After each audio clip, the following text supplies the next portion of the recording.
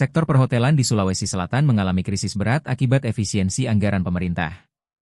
Ketua PHRI Sulsel, Anggiat Sinaga, menyebut tingkat hunian hotel saat ini hanya 20%, jauh di bawah batas aman operasional. Di bawah 20%, hotel sudah pasti kolaps. Kami minta 50% anggaran yang tersisa segera dicairkan agar ekonomi bisa bergerak, ujarnya dalam konferensi pers di Hotel Claro Makassar. Akibat sepinya tamu, sejumlah hotel terpaksa melakukan PHK hingga 30%.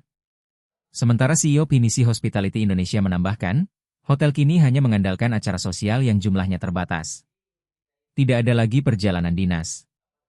Kami berharap pemerintah mengkaji ulang kebijakan ini, katanya.